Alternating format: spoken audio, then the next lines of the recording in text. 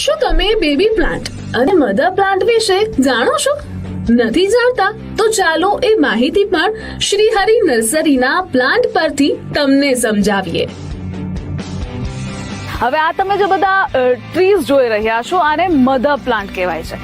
Baby plant પણ હોય છે, મધર પ્લાન્ટ પણ હોય છે. હવે તમને એમ થશે કે આ મધર પ્લાન્ટ શું છે?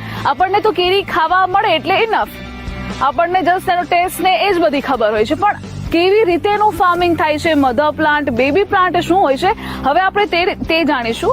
પ્રકાશભાઈ મારી સાથે જોડાયેલા છે. પ્રકાશભાઈ, અહીંયા આ બધા મધર પ્લાન્ટ કહેવાય છે, તો પહેલા તો એ સમજાવો કે મધર પ્લાન્ટ એટલે શું? હા, મધર પ્લાન્ટ એટલે એક જાતના સર્ટિફાઈડ આંબા હોય છે જે એની જાતને નક્કી કરે છે કે હું કેસરનો આંબો છું. ઓકે, હા. તો આ જે મધર પ્લાન્ટ છે આમાંથી જ એના બેબી પ્લાન્ટ તૈયાર થાય છે, જે કલમો થાય છે. જે અમે આ મધર પ્લાન્ટની આવી જે ખરી આવી સ્ટીકો લઈ અને એની ઉપર પ્લાન્ટ કરીએ છીએ. ઓકે. દેશી આંબાના રોપ પર, જેમાંથી બેબી પ્લાન્ટ એટલે કે કલમ તૈયાર થાય છે આંબાની. અને આ આપણા મધર પ્લાન્ટમાં 28 જાતની અલગ અલગ વેરાયટીના આંબા છે. તમે આગળ સોનપરી કેરી વિશે સાંભળ્યું, પણ શું તમે સોનપરી કેરી જોઈ છે ખરી? નથી જોઈ ને? તો આવો હવે તમને એ પણ બતાવીએ કે સોનપરી કેરી કેવી દેખાય છે.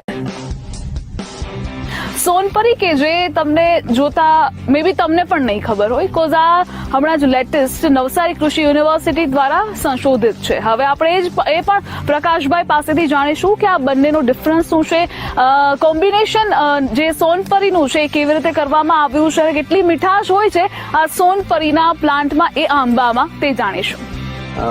આ સોનપરીની વિશેષતા એવી છે કે આ રત્નાગીરી હાફૂસનો પૂરી રીતે ટેસ્ટ છે આમાં, જે તમને ખૂબ જ વહેલી આવતી જાત છે અને આનો ટેસ્ટ ખૂબ જ ઉત્તમ છે. વહેલી પાકે છે અને બીજા નંબરમાં ખૂબ જ માત્રામાં ફળ લાગે છે અને કોઈ પણ વાતાવરણમાં આ આપણને હાફૂસનો ટેસ્ટ આપવા માટે ફેમસ છે. નવસારી એગ્રીકલ્ચર યુનિવર્સિટીમાંથી આની બર્ડ સ્ટિક લાવી અને આના પ્લાન્ટ્સ અમે અહીંયા જાતે તૈયાર કરેલા હતા.